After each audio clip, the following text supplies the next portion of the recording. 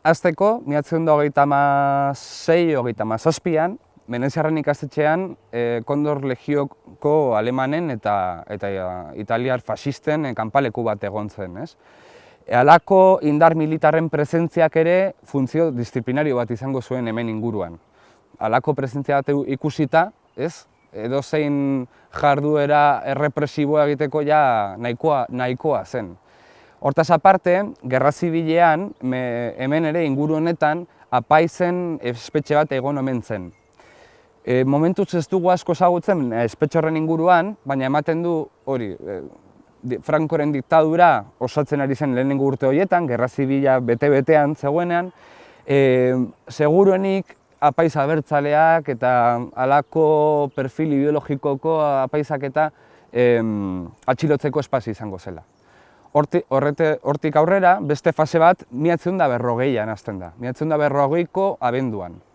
Une horretan ja, gerra ofizialki amaitu egin da, nahiz eta errepresioa oraindik oso gogorra da errepublikarren aurka, eta pentsatu behar dugu Miranda Ebron oso kontzentrazio esparru potentea zegoela, oso handia, preso eskolekin eta asko gainera brigadista internazionalak zirenak, hau da, errepublikari laguntza eskintzeko etorri ziren atzerritarrak. Miranda Ebroko kontzentrazio esparrua gainezka zegoen, eta orduan trenbidea aprobetxatu egin zuten hemen beste kontzentrazio esparru berri bat egiteko. Beraz, hor hasi zen Nanklarezeko kontzentrazio esparruaren istorioa.